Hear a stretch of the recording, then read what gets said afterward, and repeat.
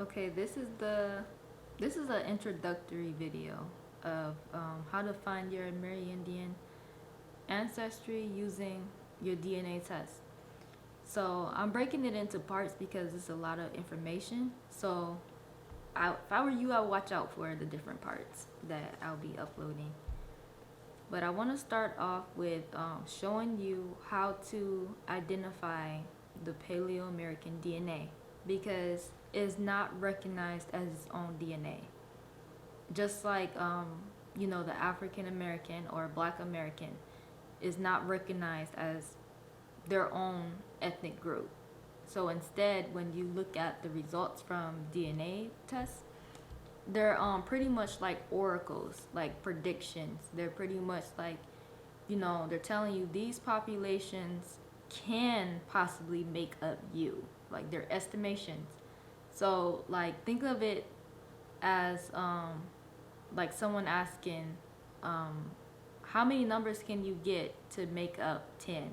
Like what can you add together to make up 10? You'll be like 1 plus 9, 2 plus 8, 3 plus 7, 4 plus 6, so on. So that's pretty much what the DNA tests are. Like they're oracles. They're estimating your admixture. So interpret it like that. And yeah, I'm gonna show you um, a pattern that you will begin to notice as you continue to watch the videos. So to start off with, I want to show you this article. It's called "On the Peopling of the Americas: Molecular Evidence for the Paleo American and the Solutrean Models." And before I start reading it, I know I'm going to pronounce some stuff wrong, okay? So bear with me.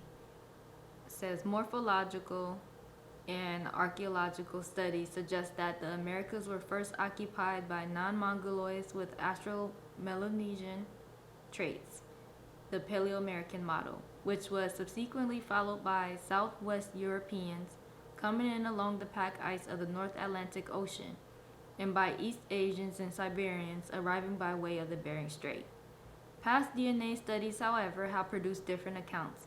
With a better understanding of genetic diversity, we have now reinterpreted public DNA data.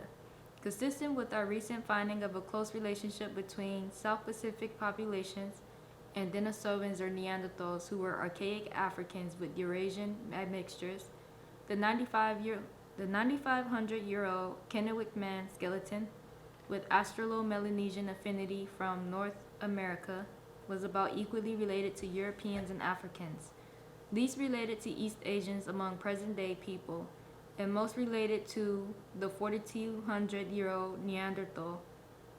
I'm not even going to try to pronounce that. You guys can see it on the screen. From Russia, among ancient Eurasian DNAs. The 12,700-year-old Anzic I of the Clovis culture was most related to the 18,720-year-old El Miron of the Magdalenian culture in Spain among ancient DNAs. Amerindian mtDNA haplotypes, unlike their Eurasian sister haplotypes, share informative SNPs with Australo-Melanesians, Africans, or Neanderthals. These results suggest a unifying account of informative findings on the settlement of the Americas. So, it's telling you that the Paleo American is literally a mixture of the Austro-Melanesians, Oceania, South Pacific, Eurasian, pretty much Eurasian, Europeans, and Sub-Saharan African. Because as you can see, Kennewick man, he's of the Clovis culture in North America, and he's related to that ancient body that was found in Spain. So that speaks volumes. So this is something I want you to focus on.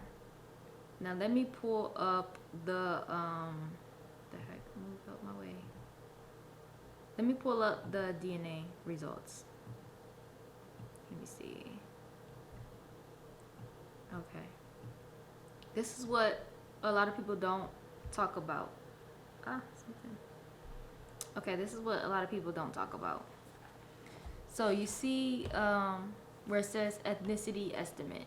these are the estimations. Remember I was just telling you? These are like, if I add these populations up together, this is what you are.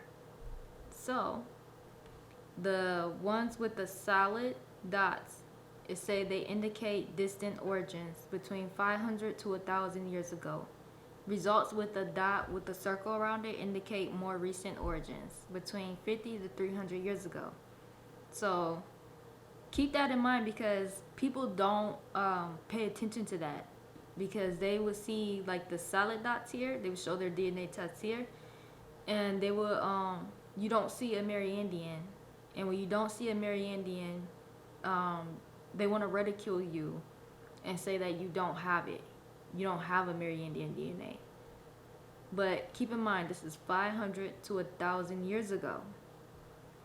500 years ago from now, what was that? That was 1520. 1,000 years ago was 1,020. So it's between that time period. Now watch this. This here is, the further breakdown. So you see where the percentages are small.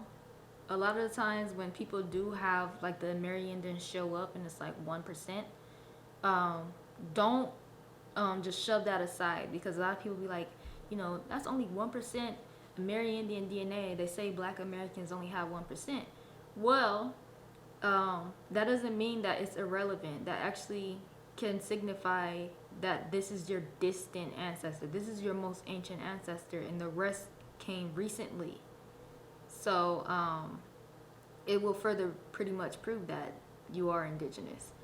So keep an eye out for that. But also, that also goes to show the importance of testing the rest of your family members, because they say that it's good to test your siblings, your parents, and your grandparents, because you inherit 50% from both parents, and then 25% from each grandparent, and then the percentages get smaller as the generations go out. So while you might, for example, say it says that you have like 10% Romanian DNA, well, your grandmother, she might show a larger percentage than you because she's closer, or your brother or sister might have like the Amerindian might show in their DNA, but it doesn't show in yours because you didn't inherit that. So that's something else to watch out for. But notice here in the circle with the dots, you see the African Americans that you're related to. This is recent ancestry between 50 to 300 years ago.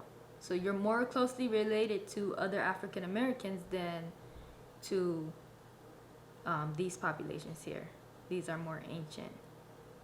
And so that's me explaining how these tests work, and what to look out for and how to interpret things.